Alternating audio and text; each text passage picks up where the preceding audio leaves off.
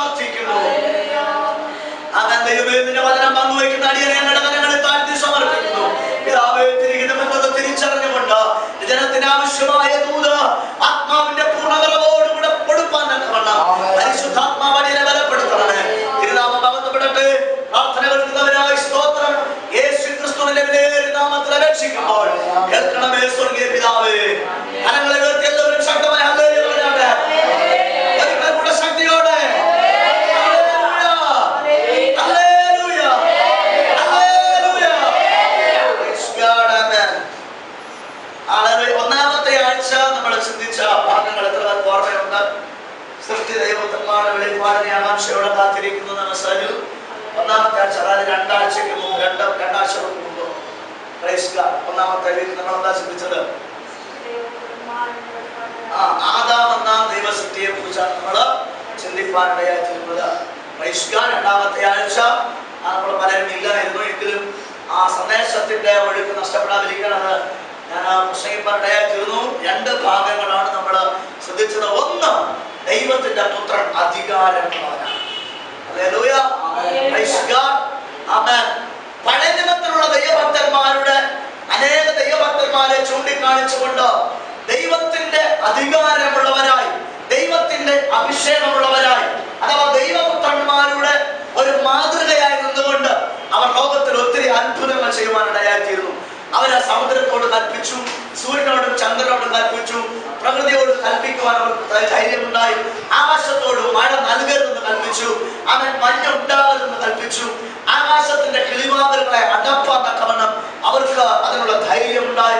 ഇതവർ ദൈവത്തിന്റെ മേൽ പ്രാപിച്ച, അല്ലെങ്കിൽ ദൈവത്താൽ അവർക്ക് ലഭിച്ച ഒരു അധികാരത്തിന്റെ നിശ്ചയം അവർക്കുണ്ടായിരുന്നത് കൊണ്ട്, ഉറപ്പ് അവർക്കുണ്ടായിരുന്നത് കൊണ്ട്, ആ ഉറപ്പിന്റെ ഉള്ളിൽ നിന്നുമാണ് ശക്തമായി അവരുടെ വാക്കുകൾ പുറത്തു വരുവാൻ തക്കവണ്ണം ഇടയാക്കിയിരുന്നത്. ദൈവമക്കളെ, നാം ഇന്ന് പകൽക്കാലമായിരിക്കുന്നത് രക്ഷിക്കപ്പെട്ട്, മാനസാന്തരപ്പെട്ട്, സ്നാനപ്പെട്ട്, അഭിഷേകം പ്രാപിച്ച അവൻ ദൈവരാജ്യത്തിലാണ് നമ്മളായിരിക്കുന്നത്. ദൈവത്തെ നന്ദിയോടെ സ്തുതിച്ചാട്ടെ. എത്ര പേർക്ക് വിശ്വാസമാണ് നിങ്ങൾ ദൈവത്തിന്റെ രാജ്യത്തിലാണ്? ദൈവത്തിന്റെ രാജ്യത്തിലാണ് നമ്മൾ. കാരണം അപ്പോസ്തലനായ പൗലോസ് പറയുകയാണ്, നിങ്ങളെ സ്നേഹസ്വരൂപനായ പുത്രന്റെ രാജ്യത്തിലാക്കി വെച്ചിരിക്കുകയാണ്. ഇവിടെ പുത്രന്റെ രാജ്യത്തിൽ, സ്നേഹസ്വരൂപനായ പുത്രന്റെ രാജ്യത്തിൽ. അവൻ ഈ ലോകത്തിലായിരുന്ന നമ്മെ, പാപത്തിലായിരുന്ന നമ്മെ, മരണത്തിനും ശാപത്തിനും അടിമത്തത്തിലായിരുന്ന നമ്മെ കർത്താവായ യേശുക്രിസ്തു തന്റെ ക്രൂശമരണത്താൽ തന്റെ രക്തത്തെ നൽകി, തന്റെ മരണ നിമിത്തം നമ്മെ വീണ്ടെടുത്ത് അവൻ ദൈവത്തോട് നിരപ്പിക്കുകയും നമ്മെ സ്നേഹസ്വരൂപനായ പുത്രന്റെ രാജ്യത്തിൽ ആക്കി വെക്കുകയും ചെയ്തു. നമ്മളിപ്പോ ഏത് ലോകത്തിലല്ല, ഏത് രാജ്യത്തിലല്ല, ഈ ലോകത്തിലെ ഒരു രാജ്യത്തിൽ അല്ല. നമ്മളിപ്പോ എവിടെയാ? ദൈവരാജ്യത്തിലാണ്. അത് അങ്ങോട്ട് എല്ലാവർക്കും അത്ര വിശ്വാസമില്ല. നമ്മളെവിടെ ഇപ്പൊ ആയിരിക്കുന്നത്? ദൈവരാജ്യത്തിലാണ്. ദൈവരാജ്യത്തിൽ മാത്രമേ ദൈവത്തിന്റെ പുത്രന്മാരുള്ളൂ. ഹല്ലേലൂയ. ദൈവത്തിന്റെ പുത്രന്മാർ വസിക്കുന്ന എവിടെയാ? ദൈവരാജ്യത്തിലാണ്. ഇന്ന് പകരം അത് നിങ്ങൾ ഓർത്തോളണം. അതുകൊണ്ട് നിങ്ങൾ ദൈവത്തിന്റെ പുത്രനാണെന്നൊക്കെ നല്ല ധൈര്യത്തോടെ പറയും. പക്ഷെ നിങ്ങൾ എവിടെ നിൽക്കണം? ദൈവരാജ്യത്തിലാണ് നിൽക്കുന്നതെന്നുള്ള ബോധത്തോട് കൂടെ ആയിരിക്കണം. Praise God. ദൈവത്തിന്റെ പുത്രൻ അധികാരമുള്ളവനാണ്. അത് നമ്മൾ വായിച്ചതായ ആ വാക്യം എന്ന് പറയുന്നത്, price God, hallelujah, praise God. ആ യെശയ്യാ ഞാൻ കഴിഞ്ഞ വായിച്ച വാക്യങ്ങൾ, യെശയ്യാ 9:6, അവൻ ആധിപത്യം അവന്റെ തോളിൽ ഇരിക്കും. മകന്റെ തോളിൽ എന്തിരിക്കുന്നതാണ് പറഞ്ഞത്? ആധിപത്യം അവന്റെ തോളിൽ ഇരിക്കുമെന്നാണ്. പിന്നീട് ലൂക്കോസിന്റെ സുവിശേഷം 24:49 വായിച്ചു, എന്റെ പിതാവ് വാഗ്ദത്തം ചെയ്തതിനെ ഞാൻ നിങ്ങളുടെ മേൽ അയക്കും. അപ്പോൾ വാഗ്ദത്തം പുത്രൻ അയക്കുന്നത്, അവൻ വാഗ്ദത്തം ലോകത്തിൽ വരുന്നത് ആരിലൂടെയാണ്? പുത്രനിലൂടെയാണ്. Praise God. അങ്ങനെയെങ്കിൽ നാം ദൈവത്തിന്റെ പുത്രന്മാരെന്ന് തിരുവഴുത്ത് നമ്മെ പഠിപ്പിക്കുമ്പോൾ ദൈവിക വാഗ്ദത്തങ്ങൾ ഈ ഭൂമിയിൽ നിവർത്തിക്കപ്പെടുന്നത് ആരിലൂടെയാ? ദൈവത്തിന്റെ പുത്രന്മാരിലൂടെയാണ്. ഇനി അവിടെ പറയാം, യേശുക്രിസ്തു അവിടെ പറഞ്ഞിരിക്കുന്നത് എന്തിനെ കുറിച്ചാണ് അറിയാമോ? പരിശുദ്ധാത്മാവിന്റെ വരവിനെ കുറിച്ചാണ്. പരിശുദ്ധാത്മാവെന്ന പിതാവിന്റെ വാഗ്ദത്തെ കുറിച്ചാണ് യേശു ഇവിടെ പറഞ്ഞത്. എന്റെ പിതാവ് വാഗ്ദത്തം ചെയ്തതിനെ നിങ്ങൾ എന്ത് ചെയ്യണം?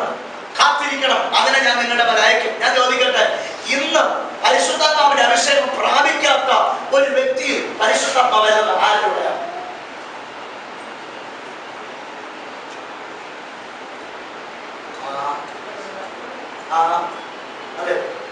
ആരിലൂടെ?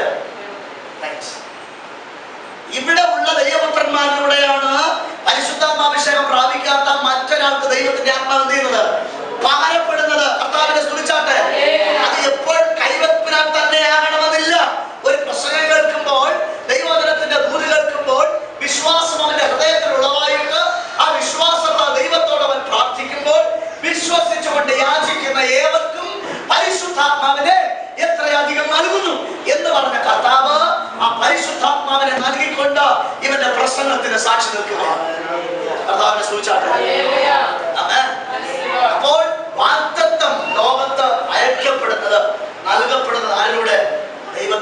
ദൈവപുത്രനിലൂടെ. Praise God. അവൻ ഇന്ന് പകല് നമ്മളെ കുറെ ആഴമായി മറ്റു ചില വിഷയങ്ങളെ നമ്മൾ ധ്യാനിക്കാനായി പോവുകയാണ്. Praise God. മത്തായിയുടെ സുവിശേഷം മുതൽ അവൻ യോഹന്നാന്റെ സുവിശേഷം വരെ നമ്മൾ ധ്യാനിക്കുമ്പോൾ അവൻ മത്തായി, മർക്കോസ്, ലൂക്കോസ്, യോഹന്നാൻ എന്നീ സുവിശേഷ ഭാഗങ്ങളിൽ അവൻ യേശുക്രിസ്തുവിന്റെ 4 വ്യത്യസ്ത ഭാവങ്ങളെയാണ് ഈ 4 സുവിശേഷകന്മാരും അവൻ വെളിപ്പെടുത്തുന്നത്. മത്തായി സുവിശേഷം പറയുന്നു, മത്തായിയുടെ സുവിശേഷത്തിൽ അപ്പോസ്തലനായ ആ മത്തായിൽ ഇരിക്കുന്നത് യേശുവിനെ ഒരു രാജാവായിട്ടാണ് വെളിപ്പെടുത്തുന്നത്. അധികാരമുള്ളവനായി, വാഴുന്നവനായി, രാജാവായി വെളിപ്പെടുത്തുകയാണ്. അവൻ മർക്കോസിന്റെ സുവിശേഷം അവനെ ഒരു മനുഷ്യനായി വെളിപ്പെടുത്തുകയാണ്, മനുഷ്യപുത്രനായി വെളിപ്പെടുത്തുകയാണ്. ലൂക്കോസിന്റെ സുവിശേഷം അവനെ ഒരു ദാസനെ പോലെ വെളിപ്പെടുത്തുകയാണ്. യോഹന്നാന്റെ സുവിശേഷം അവൻ മശിഹയാണ്, അഥവാ ദൈവത്തിന്റെ പുത്രനായി അവനെ വെളിപ്പെടുത്തുകയാണ്. ഹല്ലേലൂയ.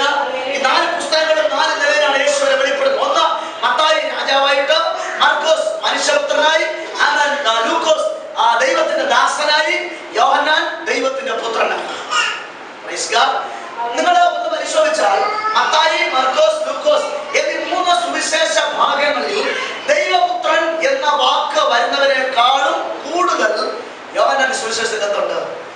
ദൈവപുത്രൻ, ദൈവപുത്രൻ, ദൈവത്തിന്റെ പുത്രൻ എന്നുള്ള വാക്ക് ഏറ്റവും അധികം യോഹന്നാന്റെ സുവിശേഷത്തിൽ വന്നിട്ടുണ്ട്. കാരണം യോഹന്നാന്റെ സുവിശേഷമാണ് ദൈവത്തെ, യേശുക്രിസ്തുവിനെ ദൈവപുത്രൻ എന്ന് ലോകത്തിന് വെളിപ്പെടുത്തി കൊടുക്കുന്നത്. ഹല്ലേലൂയ. Praise God. ദൈവവചനത്തിൽ നിന്ന് നമുക്ക് പിന്നെയും ആഴമായി ചിന്തിക്കാം ഇന്ന് പകല്. Amen. Praise God. Amen. Thank you Jesus. അപ്പോൾ നമുക്ക് ദൈവപുത്രന്റെ ജനനം എങ്ങനെയാണ് ഉണ്ടാകുന്നത് എന്ന് നമുക്ക് പരിശോധിക്കാം. മത്തായിയുടെ സുവിശേഷം, ലൂക്കോസിന്റെ സുവിശേഷം 1-ാം അധ്യായത്തിലേക്ക് നമുക്ക് വേഗം കടന്നു വരാം.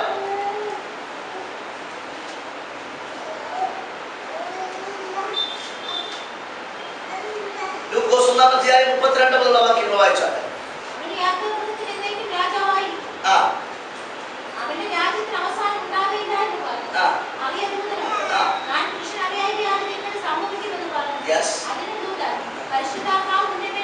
പരിശുദ്ധാത്മാവ് നിന്റെ മേൽ വരും, അത്യുന്നതന്റെ ശക്തി നിന്റെ മേൽ നിഴലിടും, ആകയാൽ ഉത്ഭവിക്കുന്ന വിശുദ്ധ പ്രജ ദൈവപുത്രനെന്ന് വിളിക്കപ്പെടും. കർത്താവിന്റെ നന്ദിയോടെ സ്തുതിച്ചാട്ടെ.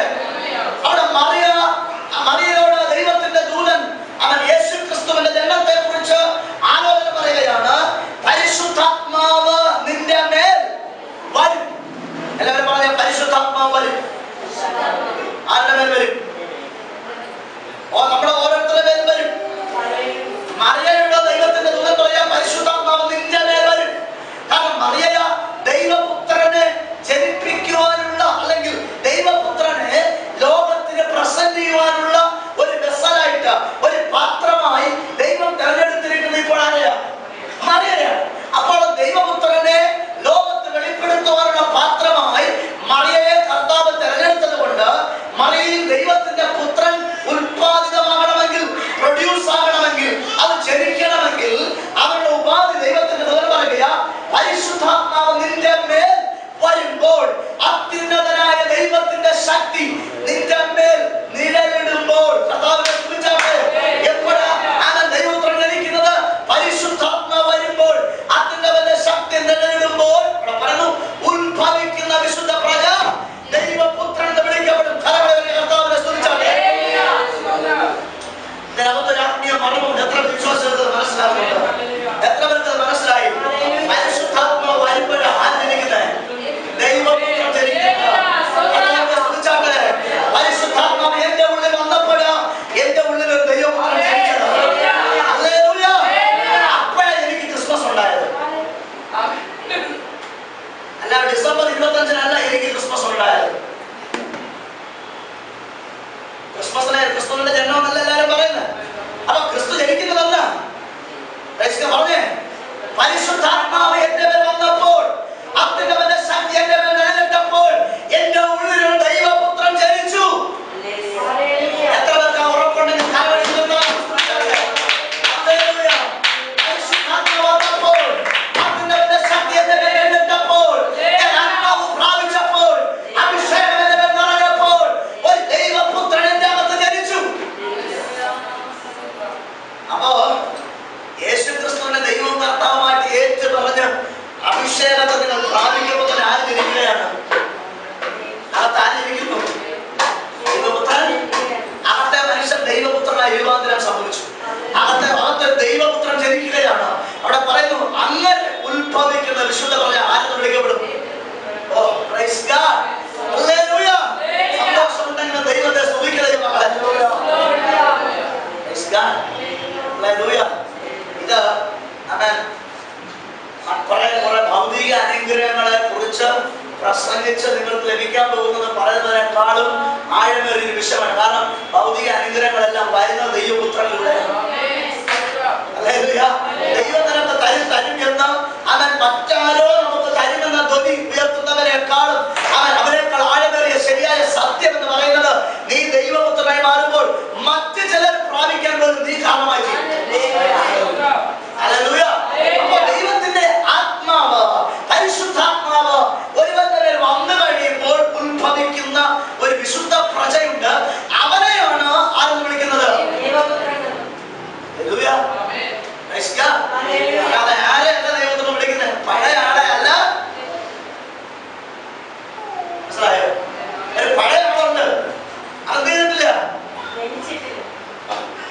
അതുകൊണ്ട് പഴയ മനുഷ്യൻ അകത്തുണ്ട്. പുതിയ ആളിപ്പോ ജനിച്ചതാണ്. പരിശുദ്ധാത്മാവ് ആര് ജനിച്ചു? ദൈവപുത്രൻ ജനിച്ചു. പരിശുദ്ധാത്മാവ് വരുമ്പോൾ ഉത്പാദിതമാകുന്ന അവിടെ എഴുതി വെച്ചിരിക്കുന്നു വിശുദ്ധ പ്രജ. അത് മറക്കരുത്. അതെന്ത് മറന്നു പോകരുത്. ഇംഗ്ലീഷ് പറയുന്നു the Holy Ghost shall come upon thee and the power of the highest shall overshadow thee.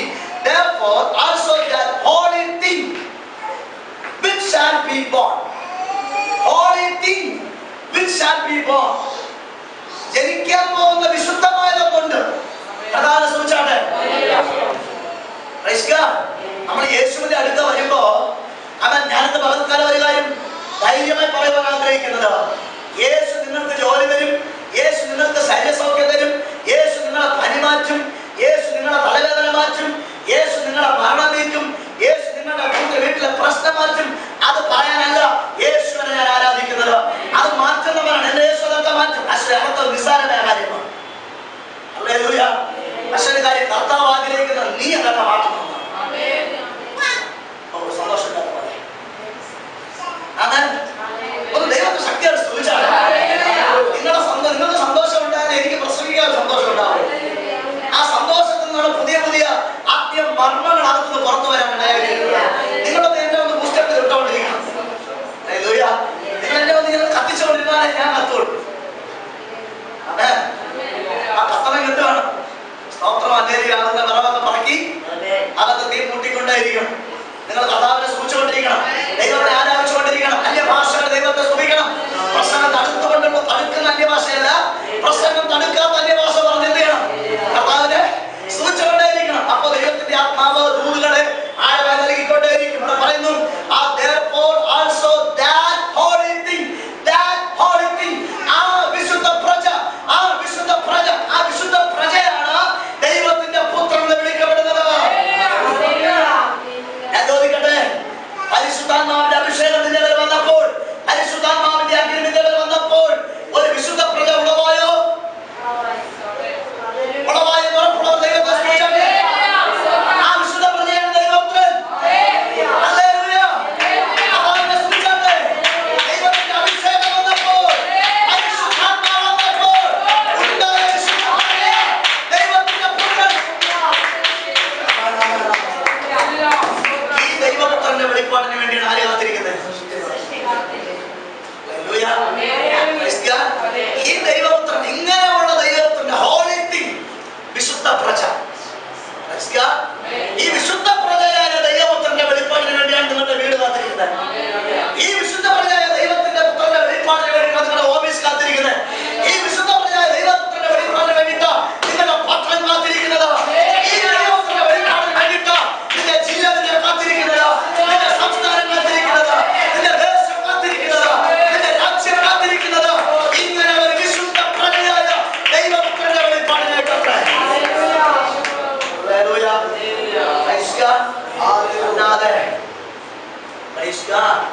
അല്ലാതെ തോട്ട് വരമ്പിൽ ജനിച്ച അല്ലെങ്കിൽ ഇവിടെ പറവൂരിൽ ജനിച്ച ഒരാൾക്ക് വേണ്ടിയിട്ടല്ല ഈ ലോകം കാത്തിരിക്കുന്നത്, ദൈവപുത്രന് വേണ്ടിയിട്ടാണ് കാത്തിരിക്കുന്നത്.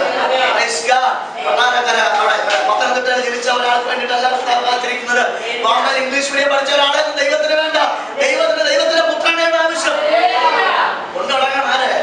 ഞാൻ ബോംബെയിലാണ് പഠിച്ചത്. അത് കർത്താവിന് ആവശ്യമില്ല. കർത്താവിന് ആരെ ആവശ്യം? വിശുദ്ധ പ്രജയാണ് ആവശ്യം. പരിശുദ്ധാത്മാവിനെ ധരിച്ച ഒരുവനാണ് കർത്താവിന് ആവശ്യം. പരിശുദ്ധാത്മാവിനെ ധരിച്ച ഒരുവനെ ലോകത്തിന് ആവശ്യം. ലോകം കാത്തിരിക്കുന്ന ആർക്ക് വേണ്ടിയാ? പരിശുദ്ധാത്മാവിനെ ധരിച്ച ഒരു പ്രജയ്ക്ക് വേണ്ടി, പരിശുദ്ധാത്മാവിനെ ധരിച്ച ഒരു പുത്രന് വേണ്ടി ലോകം കാത്തിരിക്കുമ്പോൾ അവൻ പരിശുദ്ധാത്മാവിനെ ധരിച്ച വിശുദ്ധ പ്രജ ഒന്ന് വളരണം. അല്ലെ? യേശു മറിയയുടെ ഉദരത്തിൽ എന്ത് ചെയ്തു? ഉളവായി ഗർഭം ധരിക്കപ്പെട്ടു. അപ്പൊ തന്നെ അവൻ പ്രവർത്തിക്കാൻ തുടങ്ങിയോ? ഇല്ല. അടുത്ത ആ പ്രോസസ്, ആ പ്രക്രിയ സമയം കഴിയുന്നവരെ അമ്മയുടെ ഉദരത്തിൽ ഒരു കുഞ്ഞ് വളരുവാനുള്ള ദിവസം വരെ, അതോ ഗർഭം ധരിച്ച പിറ്റേന്ന് തന്നെ പറയാൻ ശ്രമിച്ചു. അങ്ങനെ സംഭവിച്ചിട്ടുണ്ട്. ബൈബിളിൽ അങ്ങനെ ധരിച്ചിട്ടില്ല. ഗർഭം ധരിച്ച് അതിൻ്റെതായ ശരിയായ പ്രോസസ്. സ്ത്രീകൾ സാധാരണയായി ഗർഭം ധരിച്ച് കുഞ്ഞുങ്ങൾ ജനിക്കുന്നത് പോലെ അതിൻ്റെതായ സമയം വന്നപ്പോൾ എന്ത് ചെയ്തു? ദൈവത്തിന്റെ പുത്രൻ യേശു ലോകത്ത് ജനിച്ചു. യേശു ലോകത്ത് ജനിച്ചു കഴിഞ്ഞപ്പോൾ കിഴക്കിൽ നിന്ന് 3 വിദ്വാൻമാർ വന്നു. അവർ വന്ന് ഹെരോദ രാജാവിന്റെ കൊട്ടാരത്തിലാണ് വന്നത്. അവർ വന്ന് ചോദിച്ച ചോദ്യം, യഹൂദന്മാരുടെ രാജാവായി പിറന്നവൻ? ഹെരോദാവും യെരൂശലേമും അവന്റെ കൂടെ കൊട്ടാരത്തിന് സാഹചര്യം എന്ത് ചെയ്തു? ഭ്രമിച്ചുപോയി, ഭയപ്പെട്ടു. കാരണം പറഞ്ഞിരിക്കുന്നത് ആരാ? ഒരു പുതിയ രാജാവ് ജനിച്ചിരിക്കുകയാണ്. ദൈവത്തെ സ്തുതിച്ചാട്ടെ, നന്ദിയോടെ സ്തുതിച്ചാട്ടെ. രാജാവ് ജനിച്ചിരിക്കുകയാണ്, രാജകുമാരനല്ല. പരിശുദ്ധാത്മ വന്നപ്പോ തന്നെ ആരായി മാറിയത്? അകത്തുള്ള വിശുദ്ധ പ്രജ രാജാവാണ്. അപ്പോ അകത്ത് ആര് ജനിച്ചിട്ടുണ്ട്? നമുക്ക് പേടിയോ? ഞാൻ രാജാവ് കൈ കെട്ടുന്ന വളരെ സംഭവമാണ്. രാജാവാകാൻ ചിത്രം തിരുനാളെ പറ്റൂ. ചിത്രം തിരുനാൾ രാജാവല്ല, അല്ലേ? കർത്താവിന്റെ കാഴ്ചയിൽ ആരാണ് രാജാവ്? ദൈവത്തിന്റെ അഭിഷേകം പ്രാപിച്ചവനാണ് രാജാവ്. രാജാവായി പിറന്നവരുടെ കാരണം അവൻ പിറന്നിരിക്കുന്നത് ഹെരോദാവൊക്കെ എന്റെ വീട്ടിൽ അങ്ങനെ എന്റെ കൊട്ടാരത്തിലാരും പറഞ്ഞില്ലല്ലോ, അല്ലേ? ഹെരോദാവ് എന്റെ അനന്തരവാസി ജനിച്ചില്ലല്ലോ. അങ്ങനെ അവൻ ജനിച്ചാൽ തന്നെ രാജകുമാരനായിട്ട് ജനിക്കുള്ളൂ. ഞാൻ ഇവിടെ രാജാവായിട്ടിരിക്കുകയല്ലേ? രാജാവ് തന്റെ മകനെ എപ്പോ രാജാവാക്കും? എല്ലാരും പറഞ്ഞേ, ഒരു രാജാവ് അയാളുടെ മകനെ എപ്പോഴാണ് രാജാവ് കിരീടാവകാശിയാക്കുന്നത്? ഒന്നുകിലും മരണശേഷം, അല്ലെങ്കിൽ ചാണാകുമ്പോൾ. കറക്റ്റല്ലേ ഞാൻ പറഞ്ഞത്? അപ്പൻ ചാണാറാകുമ്പോ മോനെ എന്ത് ചെയ്യും? ദാവീദ് രാജാവ് ശലോമോനെ രാജാവാക്കിയത് എപ്പോഴെന്നറിയാവോ? മരണക്കടക്കെ കടന്നുകൊണ്ട്. രാജാവ് ശലോമോനെ തണുത്ത് വിറച്ച് മരിക്കുന്നതായപ്പോഴാണ് സൂര്യൻകാലത്തെ കൊണ്ട് നടക്കട്ടെ. അങ്ങനെ നടന്നപ്പോൾ അബീഗയിൽ വന്ന് ദാവീദിനോട് പ്രാർത്ഥിച്ചു, യജമാനനെ, പണ്ട് എന്നോട് ഒരു പ്രോമിസ് പറഞ്ഞിട്ടുണ്ട്, നീ മറന്നു പോകരുത്. എന്നോട് പറഞ്ഞ ആ പ്രോമിസ് എന്ത് ചെയ്യണം? നീ എന്ത് ചെയ്യണം? അബീഗയിലുള്ള ബത്ശേബ, ക്ഷമിക്കണം, അബീഗയിൽ നാബാലിന്റെ ഭാര്യയാണ്. ബത്ശേബ ഊരിയാവിന്റെ ഭാര്യയാണ്. ബത്ശേബ എന്ന് പറഞ്ഞു ആ പ്രോമിസ് നിവർത്തിക്കണം. അങ്ങനെ ശലോമോനെ ദാവീദ് എന്ത് ചെയ്തു? രാജാവാക്കാൻ പറഞ്ഞു. അപ്പോ ദാവീദ് ചാവാനായിട്ട് കിടക്കലും മരണം കാത്ത് കിടക്കുമ്പോൾ, ഹല്ലേലൂയ. എന്നാൽ ദൈവം നിന്നെ രാജാവാക്കിയത് അവൻ ദൈവം ചാകാൻ മരണം കടക്കെ കിടന്നപ്പോഴല്ല. ഹല്ലേലൂയ. എപ്പോഴാണ് രാജാവായത്? ദാവീദ് എപ്പോഴാണ്? ശലോമോൻ എപ്പോഴാണ് രാജാവ്? നല്ല യൗവനക്കാരനായി രാജാവാകാൻ വേണ്ടി ഇങ്ങനെ കൊതിച്ചു നടക്കുകയാണ്. എപ്പോ ഞാൻ രാജാവാകും, എപ്പോ ഞാൻ രാജാവാകും, എപ്പോ ഞാൻ രാജാവാകും. ഒടുവിൽ ദാവീദ് എന്ത് ചെയ്തു? ചാകാറായപ്പോ പിടിച്ച് ശലോമോനെ രാജാവാക്കി. അങ്ങനെ നമ്മൾ കാത്തിരുന്ന് എപ്പോ എന്റെ അപ്പൻ എന്നെ പാസ്റ്ററാക്കും, അല്ലെങ്കിൽ എപ്പോ എന്റെ അപ്പൻ എന്നെ രാജാവാക്കും എന്ന് കാത്തിരുന്ന് രാജാവാകല്ല. ദൈവത്തിന്റെ പരിശുദ്ധാത്മാവിനെ നൽകി തെരഞ്ഞെടുത്ത അതേ നിമിഷത്തിൽ നീ രാജാവായി മാറിയിരിക്കുകയാണ്. ഒരു രാജാവിന്റെ അകത്ത് എന്ത് ചെയ്തത്? ജനിച്ചു. ചില രാജാക്കന്മാര് പെട്ടെന്ന് രാജാക്കന്മാരാണ്. ദാവീദ് അഭിഷേകം പ്രാപിച്ചെങ്കിലും രാജാവാകാൻ എന്തോ ചെയ്തു? ഒത്തിരി നാള് കാത്തിരിക്കേണ്ടി വന്നു. കാരണം പഴയ അഭിഷിക്തൻ, പഴയ രാജാവ് അവിടെ തൂങ്ങിക്കിടക്കുകയാണ്. എന്റെ പരിശുദ്ധാത്മാവ് എന്നെ ഇന്നൊരൊറ്റ വിഷയമാണ്. ഈ രാജാവ് തന്നെ നിർത്തും. ദൈവത്തിന് തന്നെ പുതിയ വെളിപ്പാടുകളിലേക്ക് കൊണ്ടുവരണം. അപ്പോ ദാവീദ് രാജാവ് അഭിഷേകം ചെയ്യപ്പെട്ടു. കൊച്ചുപയ്യനായിരുന്നു, 17 വയസ്സുള്ള 17 വയസ്സുള്ള ഒരു പയ്യനായിരുന്നു, കൗമാരക്കാരനായിരുന്നു. അങ്ങനെ ശമൂവേൽ പുരോഹിതൻ പുതിയ രാജാവിനെ തെരഞ്ഞെടുക്കാൻ ഇശ്രായേൽ ഭവനത്തിൽ വന്നപ്പോൾ ബാക്കി എല്ലാവരെ ഒഴിച്ചിട്ട് ദാവീദിനെ കൊണ്ടുവന്നു. ദാവീദിനെ അടുത്ത രാജാവായി അഭിഷേകം ചെയ്തു. പക്ഷേ ശൗലും യോനാഥാനും മരിക്കുന്നത് വരെ ദാവീദ് തന്റെ സിംഹാസനത്തിന് വേണ്ടി എന്ത് ചെയ്യുകയായിരുന്നു? വെയിറ്റ് ചെയ്യുന്നു. അവൻ കാത്തിരിക്കേണ്ടി വന്നു. എന്തുകൊണ്ട്? ശൗൽ ജീവനോടിരിക്കുന്നത് കൊണ്ട് ദാവീദിന് രാജാവാകാൻ പറ്റുന്നില്ല. ഇന്ന് ഞാനൊരു കാര്യം പറയട്ടെ, രാജാവ് നേരത്തെ ജനിച്ചു. ശൗൽ ഇപ്പോഴും പഴയ രാജാവ് ഇപ്പോഴും കസേര പിടിച്ചിരിക്കുന്നത് കൊണ്ട് അഭിഷേകം ചെയ്യപ്പെട്ട പുതിയ രാജാവിന് എവിടെ ഇരിക്കാൻ പറ്റുന്നില്ല.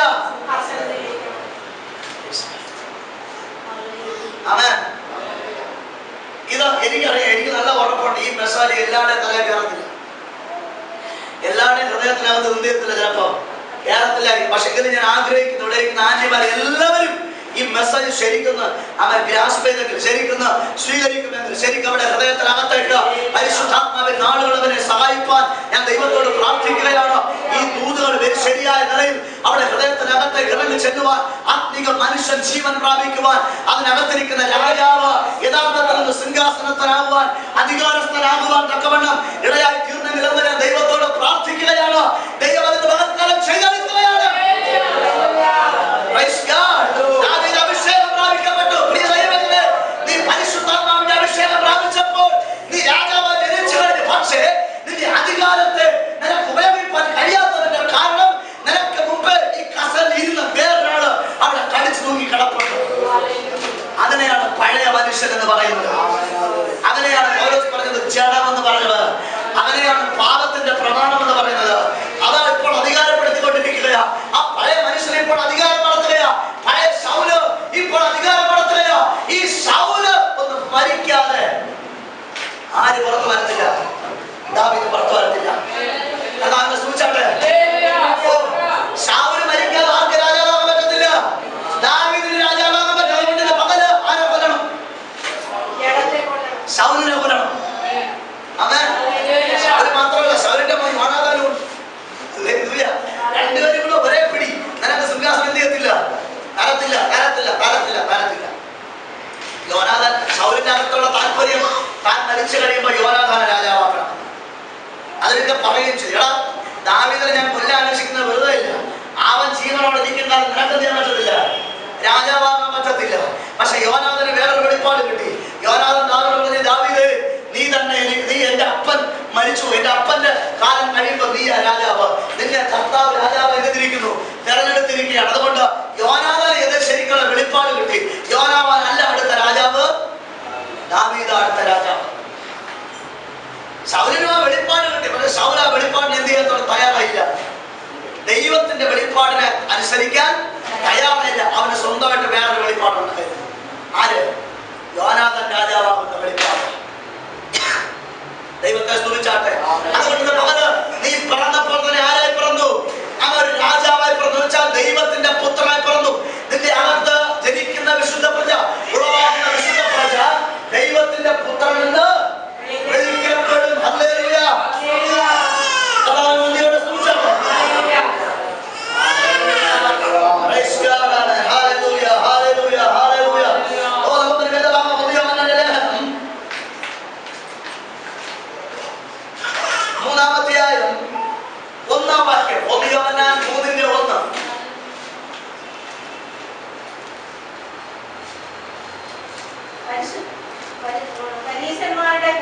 ഒന്ന് യോഹന്നാൻ, യോഹന്നാന്റെ ലേഖനങ്ങളിലാണ്. ലേഖനം സുവിശേഷം വായിച്ചു.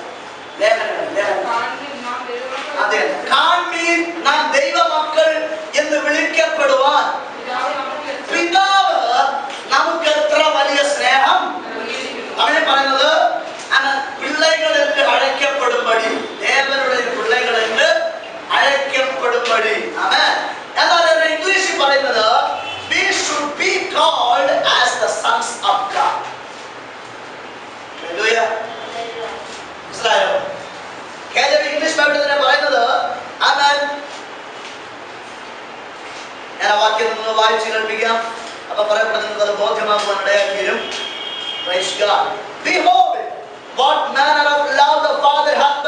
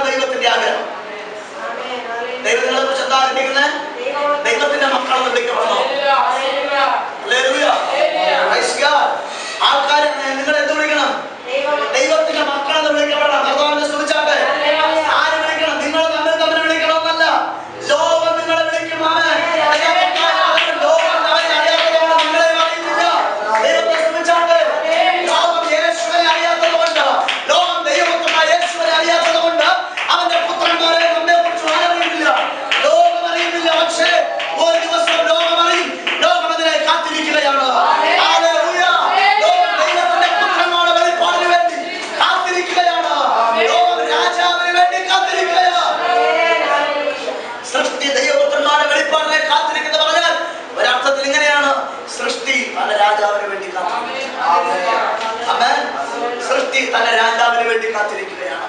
രാജാവിന് ഒരു പ്രജ ഒരു സമ്മാനം കൊടുക്കുമ്പോൾ, ഉപകാരം കൊടുക്കുമ്പോൾ, നന്മ കൊടുക്കുമ്പോൾ എങ്ങനെയുള്ള കൊടുക്കും? ഏറ്റവും ബലകരമായത്. മലാഖിയുടെ പുസ്തകത്തിൽ കർത്താവ് ചോദിക്കുന്നുണ്ട്, നിങ്ങൾ എന്റെ ആലയത്തിൽ കാലൊടിഞ്ഞതിനെയും കൈയൊടിഞ്ഞതിനെയും മുഴുകുത്തിയതിനെയും കൊണ്ട് വെക്കുന്നു, നിങ്ങളുടെ ദേശാധിപതിക്കൊന്ന് കൊടുത്തു നോക്കുക, അപ്പോഴറിയാം. വീട്ടിൽ ഉമ്മൻചാണ്ടി വരികയാണ്. ഉമ്മൻചാണ്ടി സാറേ, ഞാൻ നിങ്ങൾക്ക് ഒരു കോഴി സമ്മാനമായി തരുന്നു. കാലൊടിഞ്ഞ് ചാകടക്കണ കോഴി എടുത്തു കൊടുക്കൂ. പിന്നെ ഉള്ളതിൽ ഏറ്റവും നല്ലൊരു കോഴി കുഞ്ഞിന് എന്ത് ചെയ്യും? ഉമ്മൻചാണ്ടി സാറിന് കൊടുക്കും. കാരണം കേരളത്തിന്റെ മുഖ്യമന്ത്രിയാണ്. പക്ഷെ ഉമ്മൻചാണ്ടി സാറ് നല്ല കോഴി കൊടുത്തിട്ട് പണ്ടത്തെ ലാൻഡിവൻ ചെയ്യുന്നത് പോലെ അവൻ പരന്നെടുത്തു കൊണ്ടുപോയി കിടന്ന് ആക്രി ഊക്രിയിട്ട് വിളിച്ചു. അവസാനം പരന്നെന്ത് ചെയ്തു? അവൻ നിവൃത്തിയില്ലാതെ തറയെ തള്ളിയിട്ടു. അങ്ങനെ പരന്ന് കൊണ്ടുപോയപ്പോൾ ആ പരുന്നിന്റെ കാലില് അതിന്റെ നഖങ്ങൾ കയറിക്കൊണ്ടും അതുപോലെ പൊക്കത്തിന് താഴെ വീണു. ഈ കോഴിക്ക് സാധാരണ കിടക്കുകയാണ്. അവരെ പെട്ടിയിലകത്തെടുത്തിട്ട് അടിയോടാടി എന്നിട്ട് പറഞ്ഞ, കർത്താവേ, ഇതിന്റെ ജീവനെ തന്നാൽ ഞാൻ ദൈവസഭയിൽ ഇതിനെ സമർപ്പിക്കാമേ. അതല്ല ദൈവത്തിന് ആവശ്യം. ദൈവത്തിന് ആവശ്യം ഏറ്റവും നല്ലതാ, ഏറ്റവും മേത്തരമായ ദൈവത്തിന് ആവശ്യം. നിങ്ങൾ രാജാവിന് കൊടുക്കുമ്പോൾ നല്ലത് കൊടുക്കുവാൻ ഇച്ഛിക്കുന്നത് പോലെ ഇന്ന് പറഞ്ഞ വെളിപ്പാട് പറയാം. നിന്റെ സൃഷ്ടി, നിന്റെ ലോകത്തിന്റെ ദേശം, നിന്റെ വയല്, നിന്റെ ഗ്രാമം, അവൻ നിനക്ക് നീ ഒരു രാജാവാണെങ്കിൽ നിനക്കത് ഏറ്റവും നല്ലത്. ദാസന് എങ്ങനെയുള്ളത് കൊടുക്കും?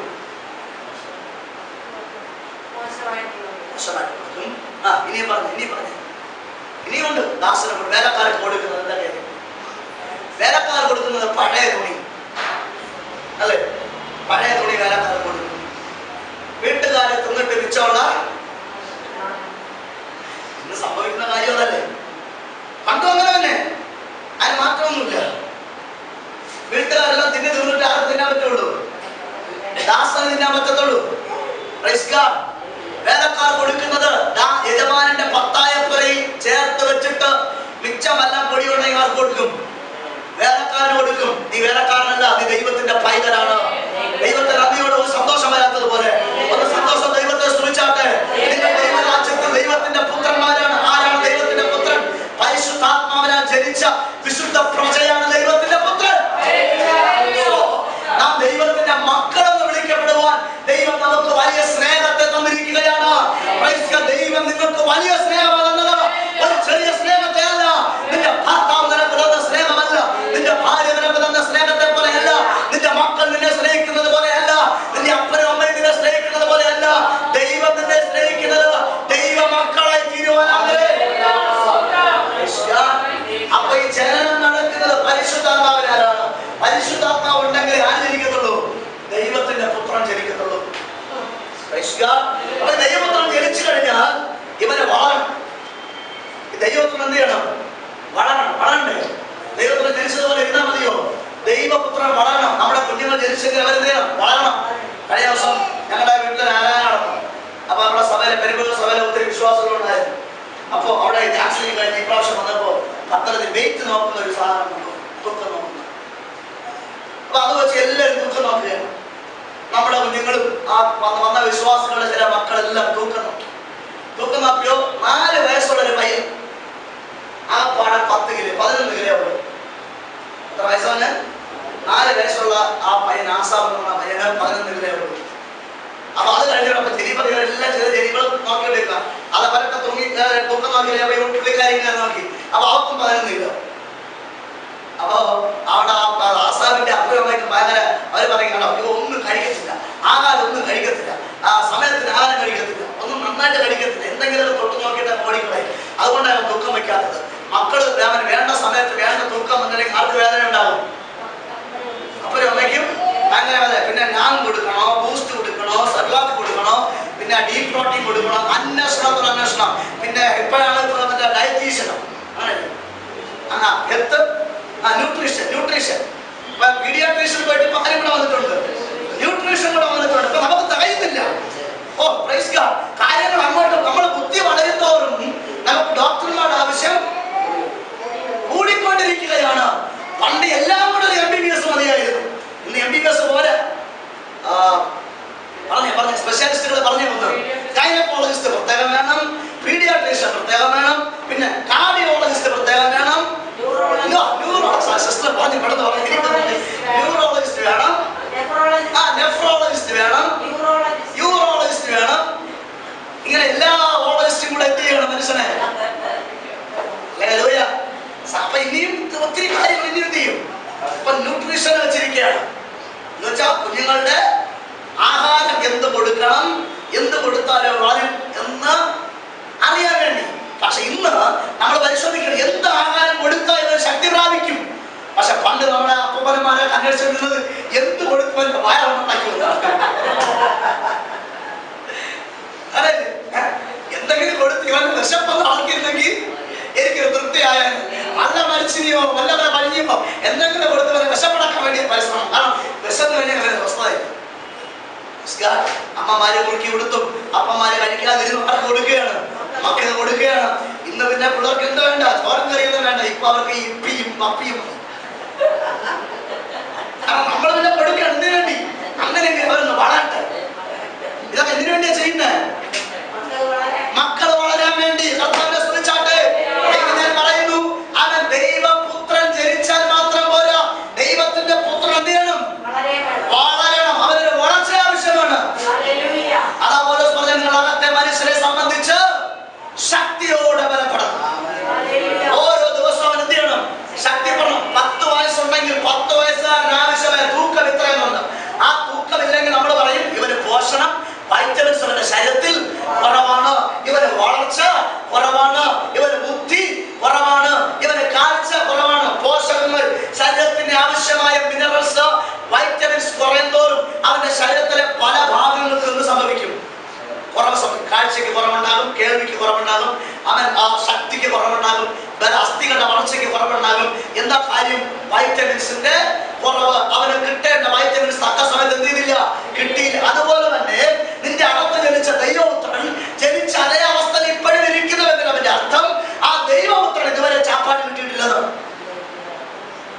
അവൻ യേശുക്രിസ്തു പിശാച് യേശുവിനോട് ഇങ്ങനെ പറഞ്ഞു, നീ ദൈവപുത്രനാകുന്നുവെങ്കിൽ ഈ കല്ലിനോട് അപ്പമാക്കി തിന്നാൻ കൽപ്പിക്കുക, തിന്ന. അവൻ പറഞ്ഞു, അവൻ എന്താ പറഞ്ഞു? യേശു എന്താ പറഞ്ഞത്? മനുഷ്യനാട്ടം കൊണ്ട് മാത്രമല്ല ദൈവത്തിന്റെ വായിൽ നിന്ന് വരുന്ന മകനെ കൊണ്ട് ജീവിക്കും. ഞാനിത് മകൻ പറയട്ടെ, ദൈവപുത്രൻ ജീവിക്കുന്ന ദൈവത്തിന്റെ മകനത്താൽ. പക്ഷെ മനുഷ്യപുത്രൻ ജീവിക്കുന്നത് ചോരക്കറി. മനസ്സിലായോ? മനുഷ്യപുത്രന് എന്ത് ആവശ്യമുണ്ട്? രാവിലെ ബ്രേക്ക്ഫാസ്റ്റ് ആവശ്യമുണ്ട്, ഉച്ചയ്ക്ക് ലഞ്ച് ആവശ്യമുണ്ട്, 4 മണിക്ക് ചായയും സ്നാക്സും ആവശ്യമുണ്ട്, രാത്രി ചോറ് ആവശ്യമുണ്ട്. ഇന്നത്തെ ചിലപ്പോൾ ചോറത്തിന് നിവൃത്തിയില്ലാത്തതുകൊണ്ട് നമ്മൾ എന്ത് ചെയ്യും? ചപ്പാത്തി, ബ്രെഡ്, ഇങ്ങനെ പല കാര്യങ്ങൾ. ഇന്നലെ രാത്രി ഞങ്ങള് ജനിവറിന്റെ ഭക്ഷണം ഞങ്ങൾ വന്നപ്പോത്തില്ല മണി. ഇപ്പൊ എല്ലാവർക്കും വൈകുന്നേരം ഞാൻ ഭക്ഷണം വയ്ക്കാൻ മടിയാണ്. പുള്ളിക്കാരി വഴിയായപ്പോ എന്റെ അടുത്ത് പറഞ്ഞു എന്തെങ്കിലും ഉണ്ടാക്കി പറഞ്ഞു. എനിക്ക് നമുക്കൊരു കാര്യം, എല്ലാവർക്കും ഇവിടെ ജനിവറിന്റെ നൂഡിൽസ് ഒക്കെ കഴിക്കാം. അപ്പൊ എന്തെങ്കിലും അങ്ങനെ ഭക്ഷണം കഴിക്കും. നമ്മളെന്തിനാ ഭക്ഷണം കഴിക്കുന്നത്?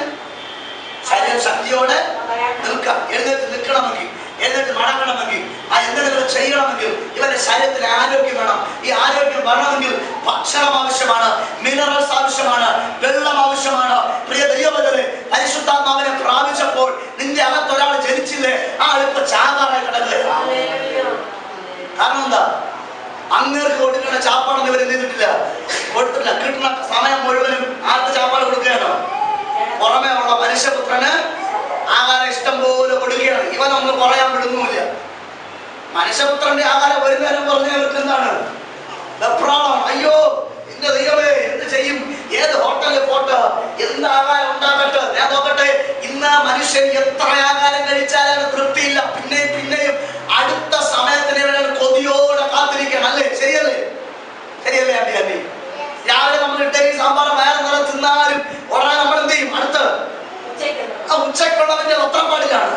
ഉച്ചക്കുള്ള തിന്നാലും പിന്നെ വൈകുന്നേരത്തിന്റെ തത്രപ്പാടാണ്. രാത്രി ഉറങ്ങാൻ പോകുന്നതിന് മുമ്പേ അടുത്ത ദിവസത്തെ മാവ് എന്ത് ചെയ്യും? ഉപ്പിട്ട് ഫ്രിഡ്ജിൽ കടക്കി വെച്ചിട്ടാണ് എന്ത് ചെയ്യുന്നത്?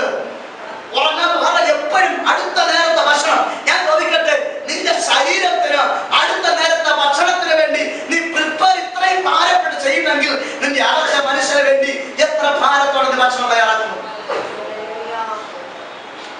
ചിന്തിച്ചിട്ടുണ്ടോ? ആ മനുഷ്യൻ വല്ലതും കഴിക്കുന്നുണ്ടോ? അകത്തൊരാള് ജനിച്ചു. ആരാ? ദൈവപുത്രൻ. മറ്റൊരർത്ഥത്തിൽ പറഞ്ഞ രാജാവ്. രാജാവ് ജനിച്ചു. നമുക്ക് രാജാവിലേക്ക് വരാം. ആരാ ജനിച്ചു കിടക്കുന്നകത്ത്? രാജാവ് ജനിച്ചു. രാജാവിനെ പേടിച്ചിരിക്കാൻ നിർത്തിയില്ല. ഹല്ലേലൂയ. അകത്ത് ജനിച്ച രാജാവ് ഇപ്പൊ എന്ത് ചെയ്യാണ്? ജനിച്ചിരിക്കാനുള്ള ആരോഗ്യമല്ല. കാരണം എന്താ? രാജാവിനെ കൊടുക്കേണ്ട ചാപ്പാട് എന്ത് ചെയ്യുന്നില്ല? കൊടുക്കുന്നില്ല. ഇപ്പൊ ഉള്ള ചാപ്പാട് താഴെ തിന്നുന്നു. ദാസൻ നിന്നുകൊണ്ടിരിക്കുക. കർത്താവിനെ സ്തുതിച്ചാട്ടെ. ദാസനാരാ? ദാസൻ പുറമേയുള്ള മനുഷ്യനാ. പുറമേയുള്ള മനുഷ്യൻ ദാസനാ. അകമേയുള്ള മനുഷ്യനാ രാജാവ്. അവൻ അകമേയുള്ള മനുഷ്യന് യജമാനാ. ഇവിടെ യജമാനൻ പട്ടിണി കിടന്നിട്ട് ദാസൻ എന്ത് ചെയ്യുന്നു? ഇഷ്ടം പോലെ തിന്നുന്നു. ഇന്ന് പകൽ എന്ത് ചെയ്യണം?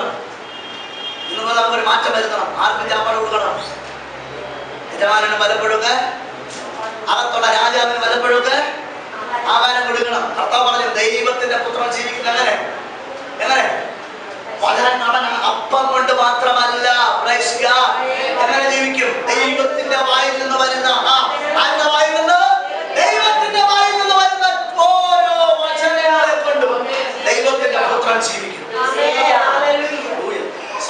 ദൈവപുത്രൻ ജനിച്ചു. ഇനി ജീവിക്കണേ ആരാണ് ആഹാരം കൊടുക്കണം? ദൈവത്തിന്റെ വായിൽ നിന്ന് വരുന്ന വചനത്തെ കൊടുക്കണം. അതുകൊണ്ട് അപ്പോസ്തലനായ പത്രോസ് പറഞ്ഞു അത് മായമില്ലാത്ത പാലാണ്. ദൈവത്തിന്റെ വചനം എന്താണ്? മായമില്ലാത്ത പാലാണ്. അതിപ്പോ കുടിക്കുന്നതാണ് ശിശുക്കളായിരിക്കുമ്പോൾ കുടിക്കുന്നു. പൗലോസ് പറയുകയാണ് നിങ്ങൾ ഇപ്പോഴും പാല് കുടിക്കുന്നവരാണ്. കാരണം കട്ടിയായുള്ള ആഹാരം ദഹിപ്പാൻ തക്ക അവയവങ്ങൾ ഉള്ളവർക്ക് അത്രേ കൊടുക്കേണ്ടത്. എന്നാൽ നിങ്ങൾ ഇപ്പോഴും ശിശുക്കളായതുകൊണ്ട് നിങ്ങൾക്ക് കട്ടിയായ ഭക്ഷണമല്ല, പാലത്ര ഞാൻ എന്ത് ചെയ്യുന്നത്? കുടിപ്പാൻ തരുന്നത്. നമ്മുടെ കുഞ്ഞുങ്ങൾക്ക്, ശിശുക്കൾക്ക് ഒരിക്കലും നമ്മൾ എന്ത് ചെയ്യത്തില്ല? ബീഫ് ഉലർത്തി കൊടുക്കത്തില്ല. കാരണം അത് കഴിച്ച അവരുടെ കാര്യം പോക്കാണ്. അത് നമ്മൾ എന്ത് ചെയ്യും? പാല് തിളപ്പിച്ച് വെള്ളം കൂട്ടി വെച്ച് തിളപ്പിക്കും. അല്ലേ? അങ്ങനെയല്ലേ? ഡൈലൂട്ട് ചെയ്യുകയാണ്. അതിന്റെ കട്ടി നമ്മൾ എന്ത് ചെയ്യുന്നു? പാല് കൊടുക്കുമ്പോൾ പോലും പാലിന്റെ കട്ടി കുറച്ചാ കൊടുക്കുന്നത്. കാരണം അവർ ശിശുക്കളാ. അവൻ കുറെ കൂടെ കഴിയുമ്പോൾ പാലിന്റെ കട്ടി നമ്മൾ എന്ത് ചെയ്യും? കൂട്ടി കൊടുക്കും. പിന്നെ ഡൈലൂട്ട് ചെയ്യാറില്ല, തനിപ്പാല് കൊടുക്കും. പിന്നെ കുറെ കൂടെ കഴിയുമ്പോൾ പാലിൽ ബൂസ്റ്റോ ഹോർലിക്സോ ബോൺവിറ്റോ ഇട്ട് കലക്കി കൊടുക്കും. പിന്നെ കുറെ കൂടെ കഴിയുമ്പോൾ അല്ലെങ്കിൽ ബദാമോ പിസ്തയൊക്കെ അരച്ച് കട്ടി കൊടുക്കുക. കാരണം കട്ടി കൊടുക്കുന്നതിനാ ഈ കുഞ്ഞ് വളർന്നവന്റെ ശരീരം ബലപ്പെടുന്നതോറും അവൻ എന്ത് ചെയ്യണം? കട്ടി കൊടുക്കും. ഇവിടെ സന്തോഷത്തിന്റെ അദ്ദേഹത്തിന്റെ മകൻ അങ്ങനെ പറഞ്ഞിട്ടുണ്ട്. പുള്ളി എല്ലാ ഞായറാഴ്ചയും പുള്ളിക്കാരൻ ചിക്കൻ ബിരിയാണിയാണ് നിർബന്ധമാണ്. അപ്പൻ്റെ അടുത്ത് പറഞ്ഞിരിക്കുന്ന ഒരു കണ്ടീഷനാണ്, എല്ലാ സൺഡേയും എനിക്ക് എന്താ ചെന്നോണം ചിക്കൻ ബിരിയാണി എനിക്ക് നിർബന്ധമായിട്ട് വാങ്ങി തരണം. അപ്പൻ വാങ്ങി കൊടുക്കണം. അപ്പൻ വാങ്ങി കൊടുക്കാൻ ബാധ്യസ്ഥനാണ്. കാരണം അപ്പൻ എന്താ ആഗ്രഹിക്കുന്നു? അവൻ ശക്തനായിരിക്കണം, അവൻ ബലവാനായിരിക്കണം, അവൻ ആരോഗ്യമുള്ളവനായിരിക്കണം, അവന് പൊക്കമുണ്ടാകണം, അവന് ബുദ്ധി ഉണ്ടാകണം, അവന് ശക്തനായി തീരണം. മകൻ വളരണമെന്ന് ആഗ്രഹമുള്ള ഏതപ്പനും ആ മകൻ എന്ത് കൊടുത്തുകൊണ്ടിരിക്കും? നല്ല ആഹാരം, പോഷകമുള്ള ആഹാരം കൊടുത്തുകൊണ്ടേയിരിക്കും. ഞാൻ ചോദിക്കട്ടെ, നിന്റെ അകത്തിരിക്കുന്ന ദൈവപുത്രൻ വളരണമെന്ന് നിനക്ക് ആഗ്രഹമുണ്ടോ എങ്കിൽ ഇന്ന് മകൾക്കാണ് നീ ആ ദൈവപുത്രൻ ആഹാരം കൊടുക്കുന്നവരായിരിക്കും. ആ ദൈവപുത്രന്റെ ആഹാരം എന്താ? ദൈവപുത്രന് ചിക്കൻ ബിരിയാണി കൊടുത്താൽ പറ്റത്തില്ല, ദൈവപുത്രന് ബീഫ് ബിരിയാണി കൊടുത്താൽ പറ്റത്തില്ല. ദൈവപുത്രന് നല്ല ആഹാരം കൊടുക്കണം, ദൈവത്തിന്റെ വചനം കൊടുക്കണം. 10 വർഷം രക്ഷിക്കപ്പെട്ടിട്ട് 10 വർഷമായി ഇപ്പോഴും ചിലർ എന്താ കുടിക്കാൻ ഇഷ്ടപ്പെടുന്നത്? പാല് കുടി. യേശു സൗഖ്യമാക്കുന്നു, യേശു നിന്നെ വിടുവിക്കുന്നു, യേശു കുഷ്ഠരോഗിയെ സൗഖ്യമാക്കുന്നു. ഇത് മാത്രം കേൾക്കാനാണ് എന്ത് ചെയ്യുന്നവര് അത് വെച്ചുകൊണ്ട് അതൊക്കെ ഇനി നിങ്ങളുടെ അങ്ങോട്ട് പ്രസംഗിക്കുക. ഇനി എന്റെ പ്രസംഗം കേൾക്കാൻ വേണ്ടി നിങ്ങൾ ആഗ്രഹിക്കരുത്. നിങ്ങൾ ഇനി പുറത്തിറങ്ങി അങ്ങനെ ആ പ്രസംഗം എന്ത് ചെയ്യണം? വേറെ ശിഷ്യരുണ്ട്, അവർക്ക് കൊടുക്കണം. ഇനി സഭയിൽ വരുന്നതിന് വേണ്ടിയിട്ടാ, ഇറച്ചിന് വേണ്ടി വരണം. പിന്നെ പാൽ ആവശ്യമുള്ളവരുണ്ട്, അവർക്ക് ഇടയ്ക്ക് പാലും കൊടുക്കും. പാൽ ആവശ്യമുള്ള ആൾക്കാർക്ക് എന്ത് ചെയ്യും? ചിലപ്പോഴൊക്കെ വരും, ശിഷ്യകളൊക്കെ വരുമ്പോൾ അവർക്ക് നമ്മളൊന്ന് കൊടുക്കും, പാൽ കൊടുക്കും. നിങ്ങൾക്ക് തരുന്ന ഇറച്ചി അത് കൊടുക്കത്തില്ല. പിന്നെ സത്യം ഉള്ളപ്പോൾ എല്ലാവർക്കും ഒരുമിച്ചുള്ളതും ആവശ്യമുള്ള എടുത്തോളണം, ദഹിക്കാനുള്ളതൊക്കെ ദഹിപ്പിച്ചോണം. ദൈവപുത്രന്റെ വെളിപ്പാടിനെ ശക്തി കാത്തിരിക്കുകയാണോ? ദൈവപുത്രൻ ജനിച്ചു. പക്ഷേ ഇവൻ അവിടുത്തെ യേശുവിന്റെ ലൂക്കോസിന്റെ സുവിശേഷം 4-ാം അധ്യായത്തിൽ പറയുന്നത് യേശു എങ്ങനെ മുൻപ് വന്നാണ്. അതിന്റെ അവസാനത്തെ ഭാഗമാണ് നമുക്കൊന്ന് പരിശോധിക്കാം. 4-ാം അധ്യായമല്ല, 1-ാം അധ്യായത്തിലേക്ക്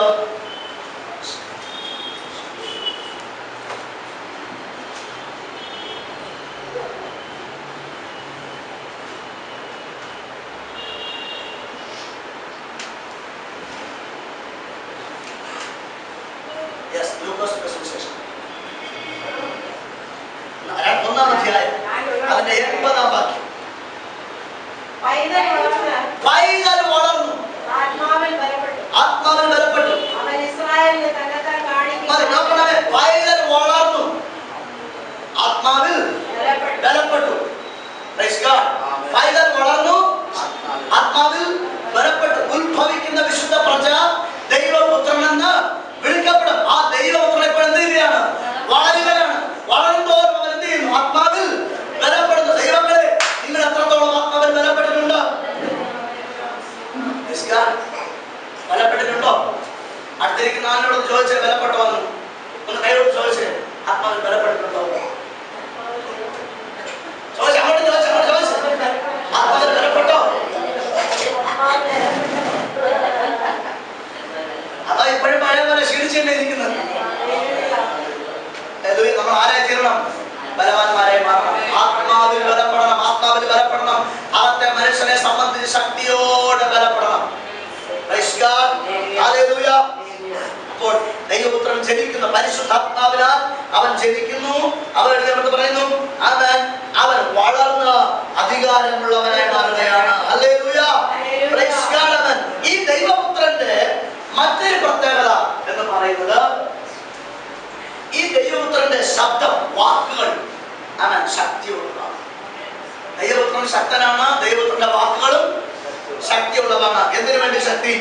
യോഹന്നാന്റെ സുവിശേഷം 5-ാം അധ്യായം 25-ാം വാക്യം. ഇത് കൂടെ ചിന്തിച്ചിട്ട് പ്രാർത്ഥിക്കാമെന്ന് ഞാൻ ദൈവത്തോട് ആഗ്രഹിക്കുന്നു. ഈ ഒരു ഭാഗം നാം ചിന്തിച്ചിട്ട് പ്രാർത്ഥിക്കും. യോഹന്നാൻ 5:25.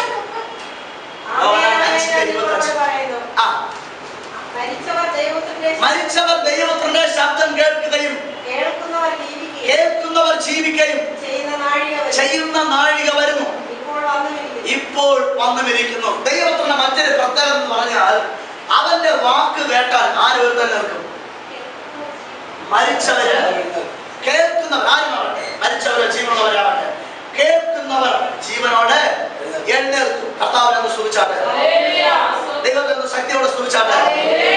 ഞാൻ ഈ പ്രസംഗിക്കുമ്പോൾ ഒരു കാര്യം നിങ്ങൾ ഓർക്കണം.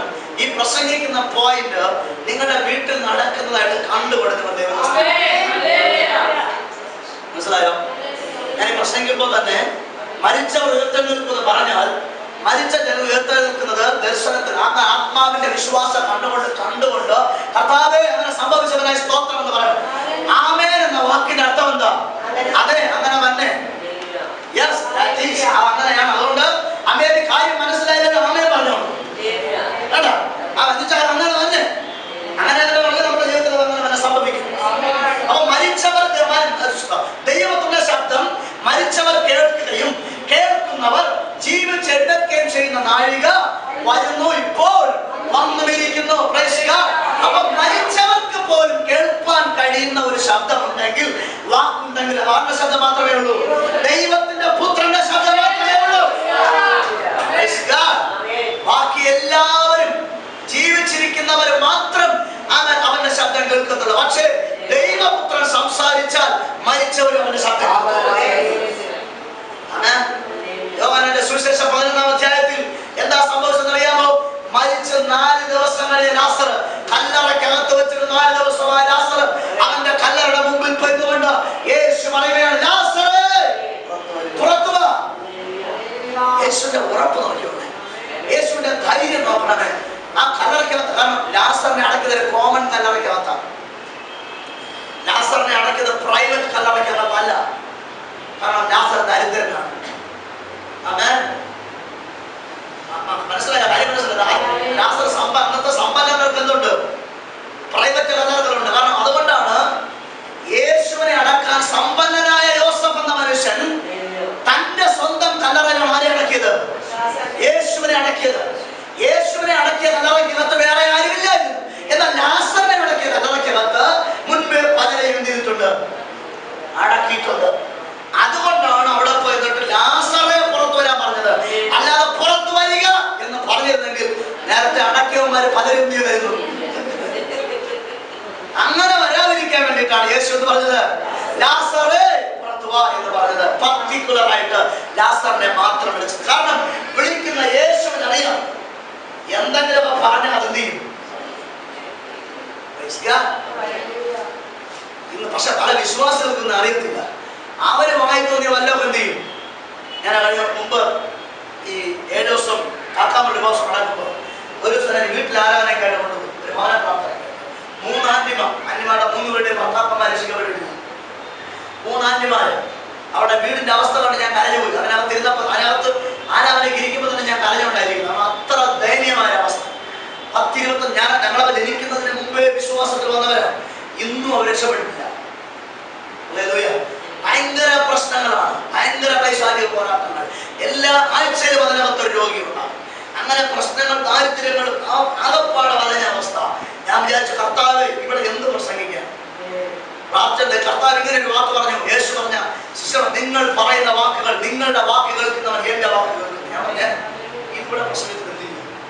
അങ്ങനെ വീണ്ടും ദൈവത്തിൽ കർത്താവിന്റെ എല്ലാവരും പ്രാർത്ഥിച്ചാൽ എണീറ്റ് ആ വാക്യം വായിപ്പിച്ചു. എന്നിട്ട് പ്രാർത്ഥിച്ച് പ്രസംഗിക്കാൻ തുടങ്ങി. അവൻ കർത്താവിന്റെ ആത്മാവ് എന്റെ വായിൽ കൂടെ ഏകദേശം ഒരു 3/4 മണിക്കൂർ ഞാൻ അവിടെ പ്രസംഗിച്ചു. കേട്ട ജനവും ആ സഭയുടെ ആ വ്യക്തികളുടെ സഭാപാർശ്വ എന്റെ ജ്യേഷ്ഠൻ എല്ലാവരും സൈലന്റ് ആയിട്ടിരിക്കുകയാണ്. എല്ലാവരും നിശബ്ദരായിരിക്കുന്നു. ആരും ഒന്നും മിണ്ടുന്നില്ല. ഞാൻ ശ്രദ്ധിക്കുന്നത് പലരും പരസ്പരം ഇങ്ങനെ നോക്കുന്നുണ്ട്. വിശ്വാസികൾ തമ്മിൽ ആന്റിമാരൊക്കെ ഇങ്ങനെ നോക്കുന്നുണ്ട്. പാസ്റ്ററും ആ സഹോദരന്മാര് പാസ്റ്റർ മുഖത്ത് നോക്കുന്നു, പാസ്റ്റർ സഹോദരന്മാരെ മുഖത്ത് നോക്കുന്നു. എനിക്ക് കാര്യമൊന്നും പിടിയില്ല. ഞാൻ അത് നോക്കാൻ പറ്റില്ല. പരിശുദ്ധാത്മാവിനോട് പറയാൻ പറഞ്ഞത് ഞാൻ പറഞ്ഞു. ദൈവാത്മാവ് എന്നോട് സംസാരിക്കാൻ പറഞ്ഞ ദൂത് ഞാൻ സംസാരിച്ചു. എല്ലാവരും ഞാൻ കൈപിടിച്ച് പുറത്തു കൊണ്ടുപോയി. ഇങ്ങനെ പറഞ്ഞു, കർത്താവിന്റെ ദാസനെ ദൈവം നേരിട്ട് ഇറങ്ങി വീട്ടുകാരോട് സംസാരിച്ചിരിക്കുകയാണ്. കാരണം എനിക്ക് ആ വീട്ടുകാരെ കുറിച്ച് ഒന്നും അറിയത്തില്ല. ആ സഭക്കാർക്ക് അവരെ കുറിച്ച് നന്നായിട്ട് അറിയും. കാരണം എത്രയോ വർഷമായ സഭയിലെ വിശ്വാസികളാണ്. അവരുടെ ഏറ്റവും ഇഷ്ടം, അവരുടെ സ്വഭാവം, അവർ സംസാരിക്കുന്നത്, അവർ ഓരോ ദിവസവും പരസ്പരം സംസാരിക്കുന്നത്, പുറത്തുള്ളവരോട് സംസാരിക്കുന്നത്, അകത്തോട് സംസാരിക്കുന്നത്, ഇതെല്ലാം പരിശുദ്ധമായി വ്യക്തമായിട്ടാണ് പറഞ്ഞത് പ്രസംഗത്തിലൂടെ. അവർ പറഞ്ഞ് യഥാർത്ഥത്തിൽ ദൈവം നേരിട്ടൊന്നും അവരുടെ കൂടെ അവർക്ക് ദൂത് കൊടുത്തിരിക്കുകയാണ്. ദൈവം അനുഗ്രഹിക്കണം. ഇവര് പലപ്പോഴും ഇങ്ങനെ പറയാറുണ്ട്, ഇവരുടെ വീട് നോക്കി ഇവർ 3 സഹോദരിമാരും രക്ഷിക്കപ്പെട്ടവരാണ്. പക്ഷെ 3 പേരും പരസ്പരം നോക്കി പരസ്പരം കുടുംബങ്ങളെ ശ്രമിക്കും. മൂത്തവൾക്ക് ഇളവർക്ക് ദേഷ്യമുണ്ടോ അവളെ എന്ത് ചെയ്യും? മൂത്തവള് ശ്രമിക്കും. അവർ നീ നിന്റെ വീട് വന്നു കേട്ടെ, അങ്ങനെ ആയിപ്പോകട്ടെ, ഇങ്ങനെ ആയിപ്പോകട്ടെ, നിന്റെ മക്കൾ ഇങ്ങനെ ആയിപ്പോകട്ടെ. അങ്ങനെ പറഞ്ഞു പറഞ്ഞ് 3 പേരുടെ കുടുംബം ഒന്നുകയാണ്. നിങ്ങൾ പറയും, നിങ്ങളുടെ വാക്ക് കേൾക്കുന്നവൻ കർത്താവിന്റെ വാക്ക് കേൾക്കുന്നു. കാരണം അഭിഷേകം പ്രാപിച്ച മഹത്തൊരാൾ ജനിച്ചു. ആരാ? ദൈവത്തിന്റെ പുത്രൻ. ദൈവത്തിന്റെ പുത്രന്റെ ശബ്ദം ആര് വരെ കേൾക്കും? മരിച്ചവൻ പോലും ദൈവത്തിന്റെ ശബ്ദം കേൾക്കും. അങ്ങനെയെങ്കിൽ നിന്റെ വീടിനകം ദൈവത്തിന്റെ ശബ്ദം കേൾക്കും. നീ ഒരുപക്ഷെ ദൈവത്തിനകത്ത് വെച്ചിട്ട് പുറത്ത് ജഡീക മനുഷ്യന്റെ വാക്കുകളാണ് പറഞ്ഞാലും, നീ നെഗറ്റീവായിട്ട് സംസാരിച്ചാലും, നിന്റെ വീട്ടിനകത്ത് നീ സംസാരിക്കുന്ന വാക്കുകൾ നിന്റെ വീട്ടിനകത്ത് ഒരു ദൂതായിട്ട് നിവർത്തിക്കപ്പെടും. അവൻ എത്ര പേർക്ക് കാര്യം മനസ്സിലാകുന്നുണ്ട്? എത്ര പേർക്ക് കാര്യം മനസ്സിലാകുന്നുണ്ട്? ഇനി വേറൊരു കാര്യം കൂടെ ഞാൻ പറഞ്ഞുതരാം. നിങ്ങൾ ആരെങ്കിലും കുറിച്ച് മോശമായ എന്തെങ്കിലും ശാപവാക്കുകൾ പറഞ്ഞിട്ടുണ്ടെങ്കിൽ അവരിപ്പോൾ പരിശുദ്ധാത്മാവിന്റെ അഭിഷേകത്തിലാണ് ആരാധിക്കുന്നതെങ്കിൽ സൂക്ഷിച്ചോ, ആ ശാപം തിരിച്ചോ നടിക്കും. ആത്മാക്കൾ ആത്മീയ മനസ്സിലാക്കേണ്ട ആത്മീയ മർമ്മമാണ്. അതെ, ചിലപ്പോ നമ്മൾ അന്ന് അവൻ ചിലപ്പോ വിഗ്രഹാരാധിയായിരുന്നിരിക്കും. അവനെ നോക്കിയാണ് നമ്മൾ പറഞ്ഞത്. പിറ്റേ ദിവസം അവൻ രക്ഷിക്കപ്പെട്ടു. ഹല്ലേലൂയ. എന്ന് രക്ഷിക്കപ്പെടുമെന്ന് പറയാൻ പറ്റില്ല. ആരെപ്പ രക്ഷിക്കപ്പെടും എന്ത് ചെയ്യാൻ പറ്റുന്നില്ല, പറയാൻ പറ്റത്തില്ല. ഹല്ലേലൂയ. നാളെ ഇനിയിപ്പോ ഇവിടത്തെ നരേന്ദ്രമോദി രക്ഷിക്കപ്പെട്ട അതിശയിക്കാനില്ല. അതിശയിക്കാറുണ്ടോ? അങ്ങനെ സംഭവിച്ചേക്കാം. അതുകൊണ്ട് ഒരാളെ കുറിച്ച് പറയുമ്പോൾ സൂക്ഷിച്ച്